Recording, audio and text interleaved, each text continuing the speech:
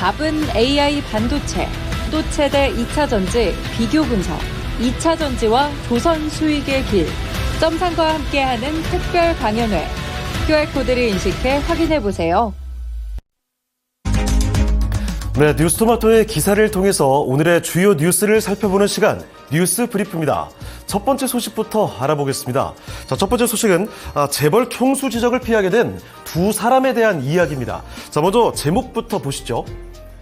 김범석, 송치영 총수 지정 피했다, 이런 내용인데요. 법인으로 지정됐다는 이야기입니다. 두 사람의 모습을 사진을 통해서 간단히 보고 가실 텐데, 자, 왼쪽에 김범석 쿠팡 의장, 그리고 오른쪽에는 송치영 두나무 회장의 모습이 이렇게 나와 있습니다. 자, 그럼 재벌 총수, 그러니까 이 동일인 지정에 대한 자세한 이야기는 기사로 들어가서 살펴보시죠. 자, 공정거래위원회는 온라인 플랫폼 기업 쿠팡과 국내 최대 가상자산 거래소 업비트의 운영사인 두나무에 대한 동일인 지적을 자연인이 아니라 법인으로 지정했다고 14일 밝히게 됐습니다. 자, 그러니까 한 명 딱 집어서 지정을 한 것이 아니라 회사 차원으로 지정했다는 거죠. 동일인이란 개념부터 설명을 해드릴 텐데, 이 공정거래법상 기업 집단을 실질적으로 지배하는 자연이나 또는 법인을 이야기를 하고 있습니다. 그런데 일반적으로는 동일인은 재벌 총수, 즉 자연인으로 지정되는 것이 일반적입니다. 동일인 지정에 대한 논쟁은 지난 2021년 쿠팡이 자산 5조 원을 넘기는 등 대기업 집단에 포함되면서 발발하게 됐습니다. 미국 국적의 김범석 의장이 사실상 지배력을 행사한다는 논란이 일게 됐는데요. 외국인에 대한 동일인 지정 규정이 없습니다. 그래서 이게 좀 문제가 됐던 거죠. 이런 점을 들어서 김범석 의장 대신에 쿠팡 법인을 동일인으로 지정을 한 바 있습니다. 자, 그런데 이게 또 국내 기업에 대한 역차별이다, 이런 비판이 일었다는 거죠. 자, 다음 내용 보시면 이번에 적용된 공정거래법 시행령 개정안을 보게 되면요, 기업을 지배하는 자연인이나 친족이 사익을 편취할 우려가 없는 경우에는 예외적으로 법인을 동일인으로 지정할 수가 있게 됩니다. 자, 그래서 쿠팡과 두나무는 바로 이 기준을 충족한 것으로 보이는데요.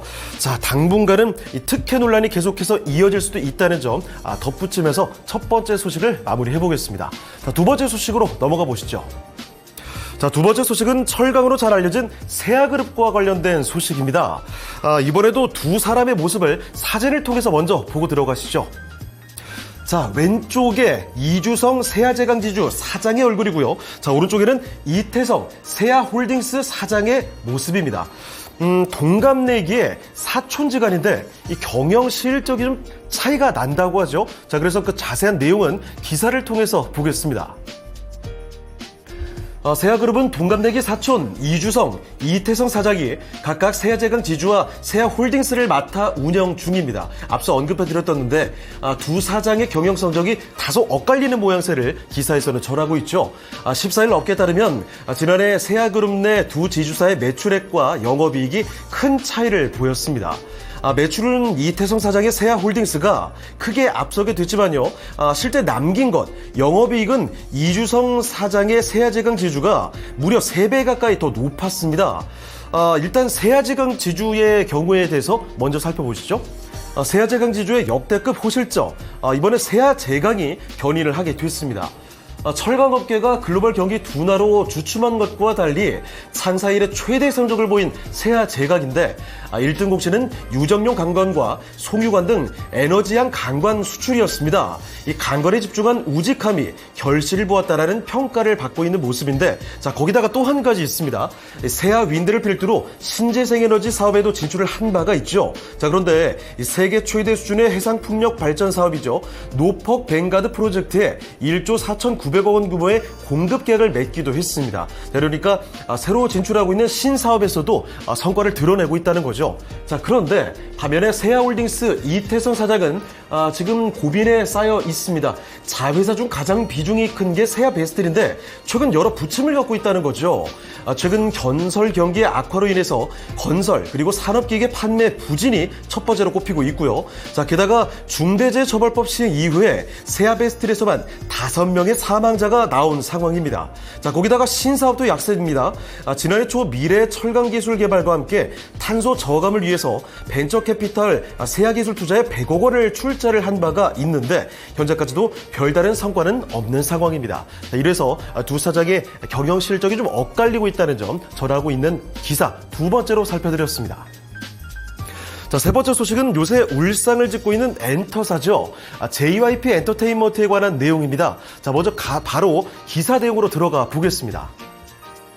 자, 기사 내용 보시면 엔터사 1분기 실적 부진의 여파, 이 JYP 엔터테인먼트 주가가 급락세를 보이고 있는 모습이죠. 엔터 4사 중에서 가장 크게 하락을 하고 있습니다. 1년 내 최저가, 신저가를 기록하고 있는 모습이고 오늘 같은 장에서도 큰 움직임을 보이지는 않고 있습니다. JYP 주가가 급락세를 보인 데는 최근 하이브 내용으로 엔터주에 대한 투자 심리가 약화되고 있는 모습이죠. 자, 그런 가운데서 어닝 쇼크까지 발표가 됐습니다. 자, 이렇게 되니까 외국인과 기관 투자자 중심의 매도 물량이 쏟아졌기 때문으로 풀이가 되고 있는데요. 주가가 큰 폭으로 하락하자 박진영 총괄은 하루아침에 수백억 단위의 손실을 봤습니다. JYP의 대주주입니다. 지분을 546만 2,511주, 그러니까 무려 15%나 보유를 하고 있는데, 자, 다음 내용 보시면요. 이 주가 하락을 막기 위해서 자사주 매입에 나섰던 게 바로 지난 1월 18일이었습니다. 이때 종가 기준으로 박 총괄의 지분 가치는 4,512억 원이었는데 4개월 만에 3,283억 원, 이렇게 쪼그라들면서 1,229억 원에 이르는 지분 가치가 증발하게 됐습니다. 자, 그런데 1분기에 이어서 2분기에도 주요 아티스트들의 활동이 부재해서 상반기 실적 모멘텀은 부족할 것으로 전망이 되고 있죠. 자, 그래서 이 박 총괄이 엔터테이너로서의 행보보다도 최대 주주로서 주주가치 제고에 나서주기를 요구하는 목소리가 점차 커져가고 있습니다. 자, 이렇게 해서 뉴스 브리프 정보 지금까지 전해드렸고요. 더 많은 뉴스토마토의 기사 내용에 확인이 필요하시면 옆에 QR코드로 찍고 들어오시면 되겠습니다. 지금까지 뉴스 브리프였습니다.